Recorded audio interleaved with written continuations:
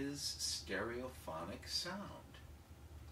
Oh, hi! Welcome to another episode of LP and Laundry. If this is your first time joining me for one of these, it's pretty much what the name might make you think it is. I listen to one side of an unusual record. We talk about it a little bit before, a little bit during, and over the course of it, I'll fold some laundry. It's not really about the laundry, but I have been told that it is oddly compelling. Oddly compelling. Future Matt is a little ticked at me because last week I said wait for it, and it made a kind of a hassle in post-production, and now Future Matt is, well, not now, in the future, Future Matt is, anyway, get over it. Okay, I'm going to make a mental note. Matt, get over it now. You know what I mean, Matt. Now, in the future. What is now to you now? All right, now that that's out of the way, we can talk about this episode's record. This episode's record is simply called Tangos. It is from an era when you would just buy a tango record. You didn't really know anything about who was performing.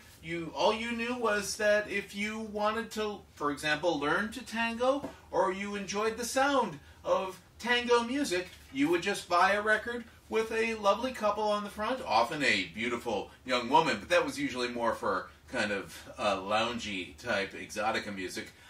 Usually there are couples for dance-oriented things like... Anyway, okay, how about I start the record, and then we'll kind of unpack this as we go. All right.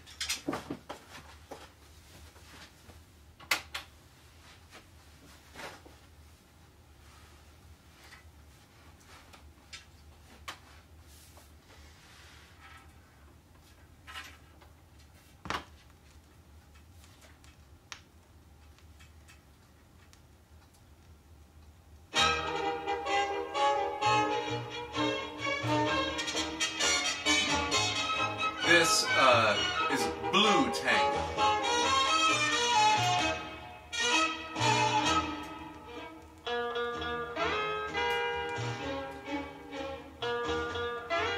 And in this case, it's Hugo Winterhalter and his orchestra. The rest of the tracks on the side will be Emil Coleman and his orchestra. Or Emil Coleman and his orchestra.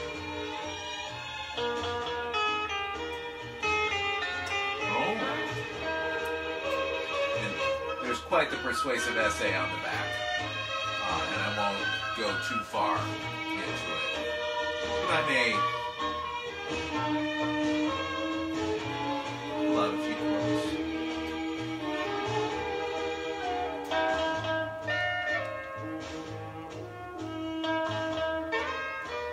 See what distinguishes this tango record, and it actually does say down here. It says here, see that little picture? People my age or older will certainly recognize that as Fred Astaire. Because the musical selections in this album have been carefully chosen by the world-famous Fred Astaire Dance Studios, a name synonymous with perfect for dancing.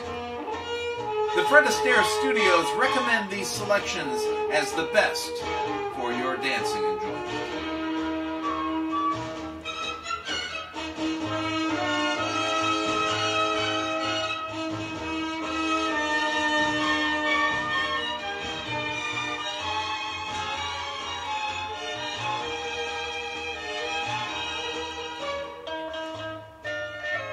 Strange as it may seem, the tango has been an accepted member of the dance family for only a relatively short time.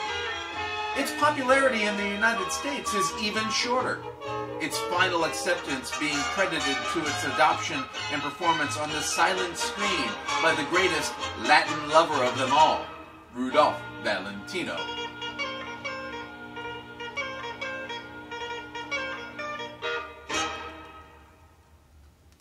Next up is Derecho Viejo.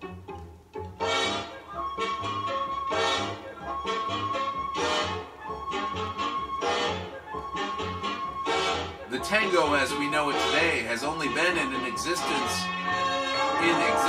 some 50 years, and for a good part of that period had been looked upon as something overly suggestive and immoral, being bracketed with the gasoline engine and short skirts as a contribution to the decline of civilization.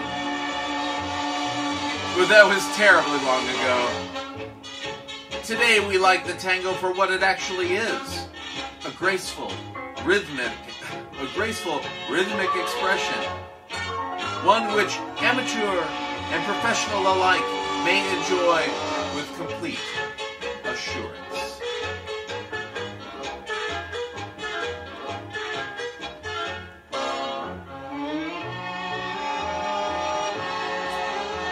There is a little diagram too.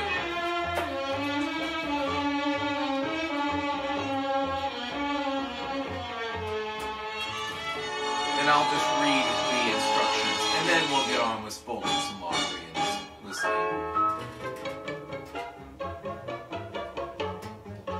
In all dancing, there are quick and slow movements. Generally speaking, a quick movement requires one count of the music, and a slow movement requires 2 counts. 1. Man steps forward on his left foot. Count is slow.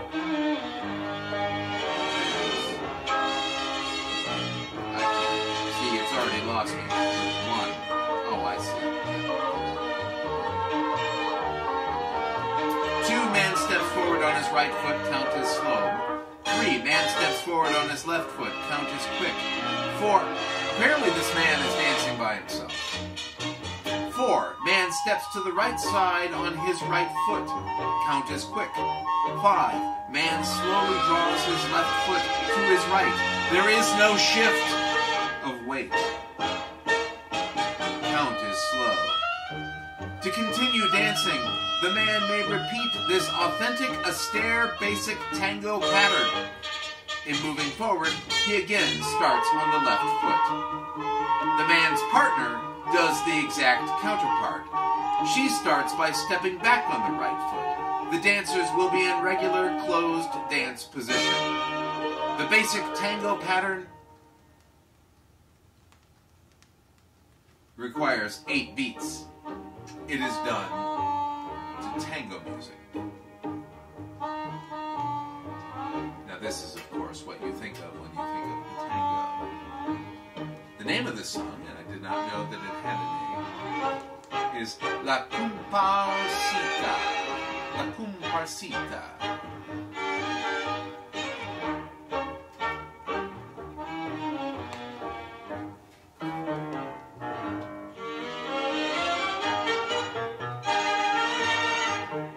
If you've ever seen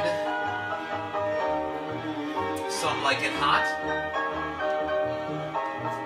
this is what the Jack Lemmon character and the Joey Lewis character are dancing to.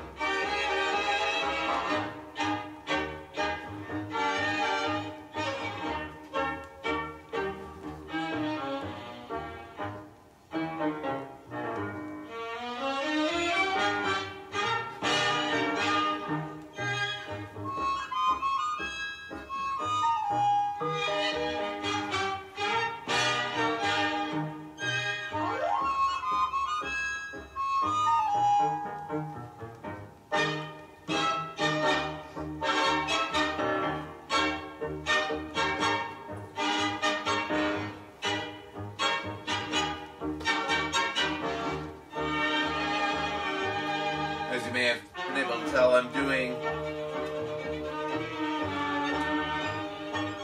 napkins and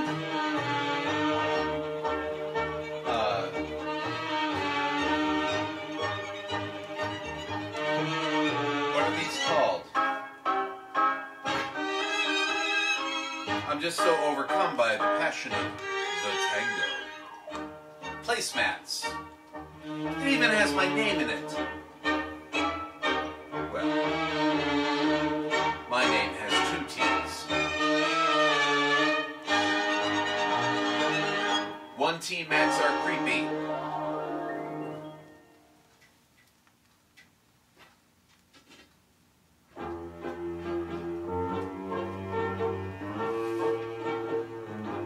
Cuando llora la milonga. When you cry something milonga.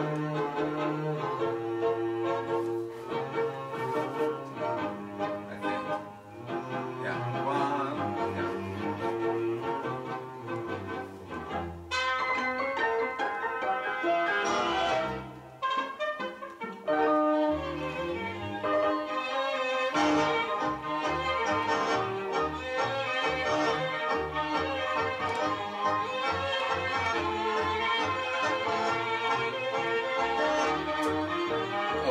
One pillowcase.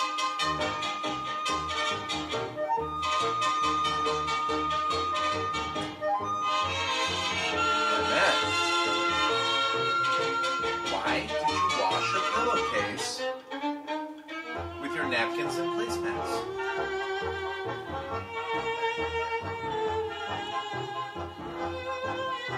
Very good question. There is a reason. It is a new pillowcase.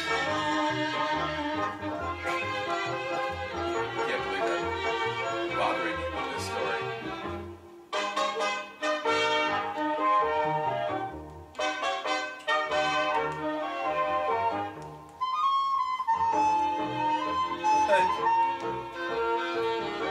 Literally a night or 2 after we got these, the new sheets with that pillowcase, those pillowcases.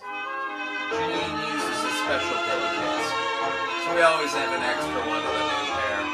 It's a thing. I woke up, and there was a little bit of blood on my pillowcase.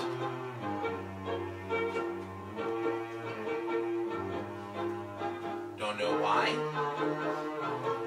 You know, it's winter time. It's dry. The hair gets dry, and every once in a while, you know.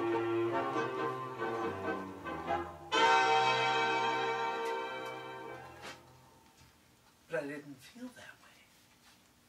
It was mystery.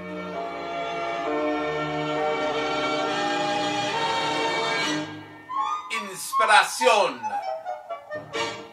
That's not a description of finding blood on my pillowcase.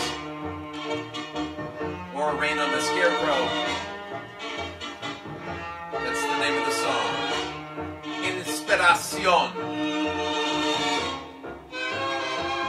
Spanish for table lamp.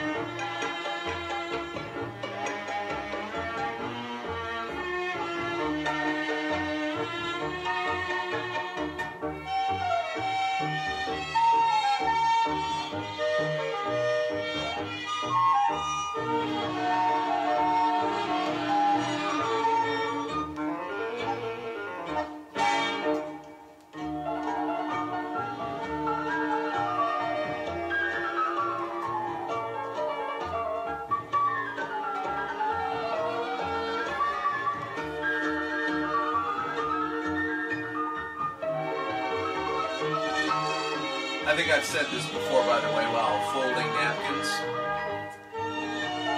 If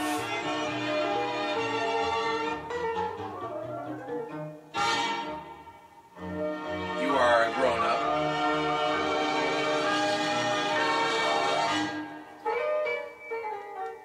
and have not switched from disposable paper napkins or disposable aluminum napkins,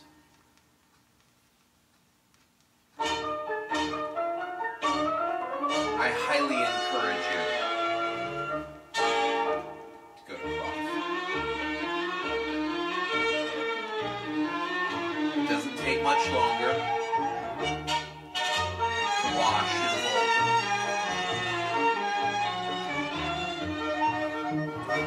Folding them is a meditative activity once you get your system down. Space. It is, I believe, more environmentally friendly. Yes, it is a load of wash, and there is some power required to dry them.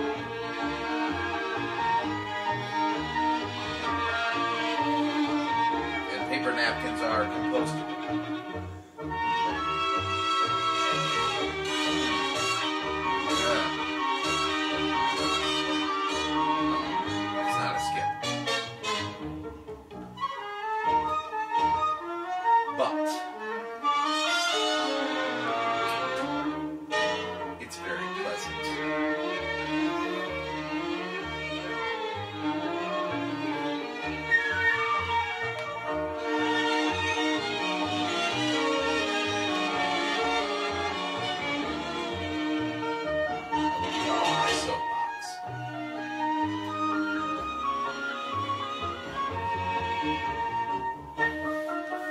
By the way, could there be a less tango-like activity than folding laundry in a rec room, talking about the benefits of cloth napkins over paper napkins?